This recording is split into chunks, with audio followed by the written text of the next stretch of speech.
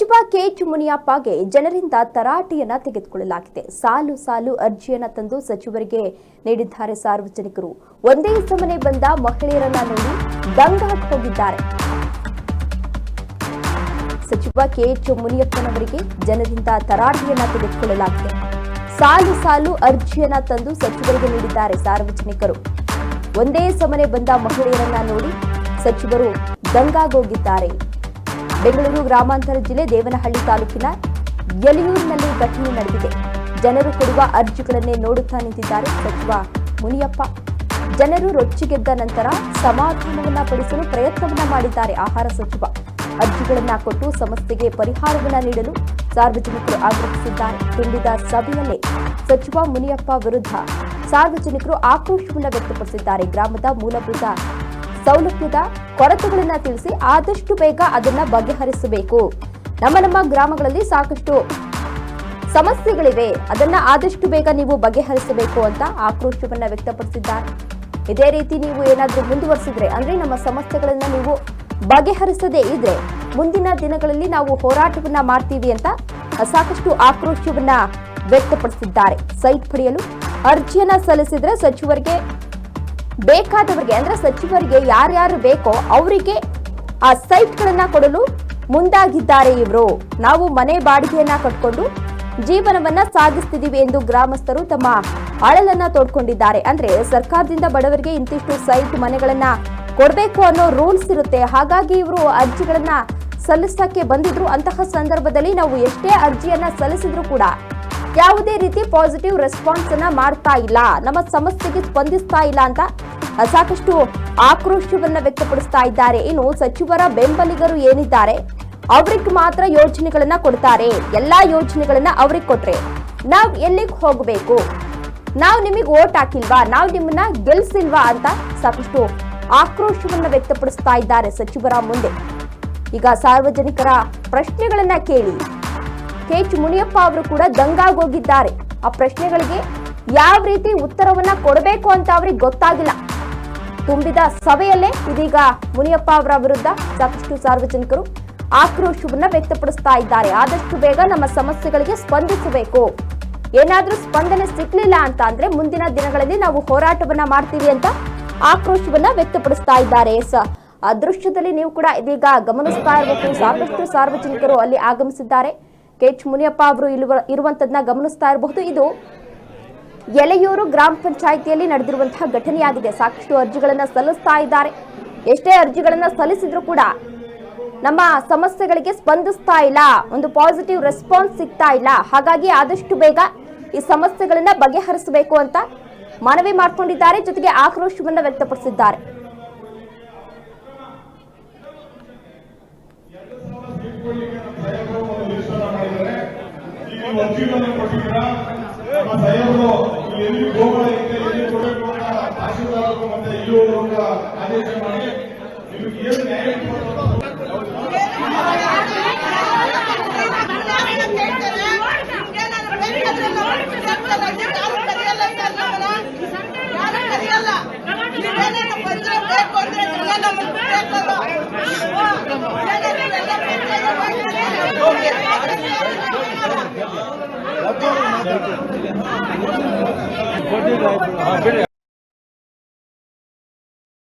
ಸಮಸ್ಯೆ ಐತೆ, ರೋಡ್ಗಳಿಲ್ಲ, ಪಾಪ ಕೆಲವ್ರಿಗೆ ಮನೆ ಇಲ್ಲ, ಸೈಟ್ಗಳು ಕೊಡ್ಬೇಕು. ಅವ್ರಗ ಮದ್ವೆ ಮಾಡಿ ಮಾಡಿ ಪಾಪ ಬಾಡಿಗೆ ಮನೆಗಳಾಗಿ ಇಕ್ಕವ್ರೆ. ಇದೊಂದ್ ಸಮಸ್ಯೆ ಐತೆ. ಅಲ್ಲಿ ಕೇಳವ್ ಅಂದ್ರೆ ಕೇಳಕ್ ನಮ್ಮನ್ ಬಿಡಿಲ್ಲ.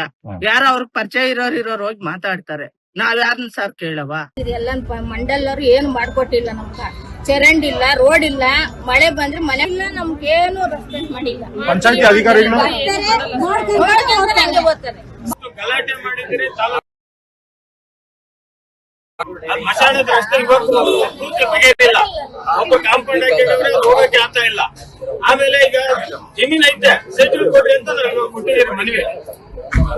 ಸಾಹೇಬ್ರಿಗೆ ಮನವಿ ಕೊಟ್ಟಿದ್ದೀರಿ. ಅವ್ರೇನ್ ಮಾಡ್ತಾರೆ ನೋಡೋಣ.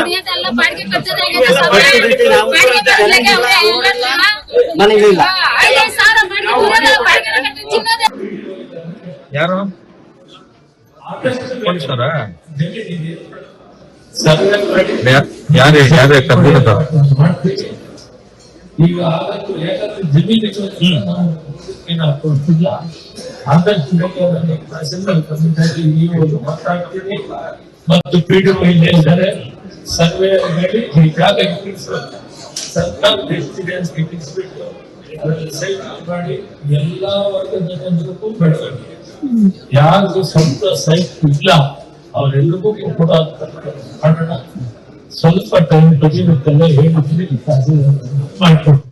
ಎಸ್, ಇದಿಷ್ಟು ಅಲ್ಲಿನ ಸಾರ್ವಜನಿಕರು ಹೇಳ್ತಾ ಇರುವಂತಹ ವಿಚಾರ ಆಗಿದೆ. ಅಂದ್ರೆ ನಮ್ಗೆ ಮೂಲಭೂತ ಸೌಕರ್ಯಗಳೇ ಸಿಗ್ತಾ ಇಲ್ಲ, ಮನೆ ಇಲ್ಲ, ಚರಂಡಿ ವ್ಯವಸ್ಥೆ ಇಲ್ಲ, ರೋಡ್ ವ್ಯವಸ್ಥೆ ಇಲ್ಲ, ಅದು ಹೋಗ್ಲಿ ಸರಿಯಾದ ಕುಡಿಯುವ ನೀರಿನ ವ್ಯವಸ್ಥೆ ಕೂಡ ಇಲ್ಲ. ಹೀಗಾದ್ರೆ ನಾವು ಹೇಗೆ ಜೀವನವನ್ನ ಸಾಗಿಸೋದು ಅಂತ ಆಕ್ರೋಶವನ್ನ ವ್ಯಕ್ತಪಡಿಸ್ತಾ ಇದ್ದಾರೆ. ಇನ್ನು ಸರ್ಕಾರ ಆಡಳಿತಕ್ಕೆ ಬಂದಂತಹ ಸಂದರ್ಭದಲ್ಲೂ ಕೂಡ ನಾವು ಜನಪರ ಸರ್ಕಾರ, ನಮ್ಮದು ಜನಪರ ಸರ್ಕಾರ, ಜನರದ್ದು ಏನೇ ಸಮಸ್ಯೆಗಳಿದ್ರು ಕೂಡ ನಾವು ಅದನ್ನ ಆದಷ್ಟು ಬೇಗ ಬಗೆಹರಿಸ್ತೀವಿ ಅಂತ ಹೇಳಿದ್ರು. ಆದ್ರೆ ಇದೀಗ ಮಾಡ್ತಾ ಇರುವಂತದ್ದು ಏನು ಎನ್ನುವ ಪ್ರಶ್ನೆ ಇದೇ ಸಂದರ್ಭದಲ್ಲಿ ಎದುರಾಗ್ತಾ ಇದೆ. ಸಾರ್ವಜನಿಕರು ಕೂಡ ಈಗಾಗಲೇ ಸಾಕಷ್ಟು ಆಕ್ರೋಶವನ್ನ ವ್ಯಕ್ತಪಡಿಸ್ತಾ ಇದ್ದಾರೆ. ಅಂದ್ರೆ ಸಚಿವರ ಆಪ್ತರು ಯಾರಿರ್ತಾರೆ, ಬೆಂಬಲಿಗರು ಯಾರಿರ್ತಾರೆ, ಅವರಿಗೆ ಮಾತ್ರ ಮನೆಗಳನ್ನ ಕೊಡ್ತಾ ಇದ್ದಾರೆ, ಸೈಟ್ ಗಳನ್ನ ಕೊಡ್ತಾ ಇದ್ದಾರೆ. ನಾವು ಸುಮ್ನೆ ಅರ್ಜಿ ಸಲ್ಲಿಸ್ತಾ ಇದೀವಿ ಅಷ್ಟೇ, ನಮ್ಗೆ ಯಾವುದೇ ರೀತಿ ರೆಸ್ಪಾನ್ಸ್ ಅನ್ನ ಮಾಡ್ತಾ ಇಲ್ಲ. ಹಾಗಾಗಿ ಆದಷ್ಟು ಬೇಗ ಇದಕ್ಕೆ ಒಂದು ಫುಲ್ ಸ್ಟಾಪ್ ಇಡ್ಲೇಬೇಕು, ಅಂದ್ರೆ ಈ ಸಮಸ್ಯೆಯನ್ನ ಆದಷ್ಟು ಬೇಗ ಬಗೆಹರಿಸಲೇಬೇಕು ಅಂತ ಸಾರ್ವಜನಿಕರು ಆಕ್ರೋಶವನ್ನ ವ್ಯಕ್ತಪಡಿಸಿದ್ರು. ಅಂತಹ ಸಂದರ್ಭದಲ್ಲಿ ಮುನಿಯಪ್ಪ ಅವರು ಕೂಡ ಮಾತನಾಡಿ ಆದಷ್ಟು ಬೇಗ ನಿಮ್ಮ ಸಮಸ್ಯೆಗಳನ್ನ ಬಗೆಹರಿಸ್ತೀವಿ ಅಂತ ಜನರ ಮನವೊಲಿಸುವ ಪ್ರಯತ್ನವನ್ನ ಕೂಡ ಮಾಡಿದ್ರು.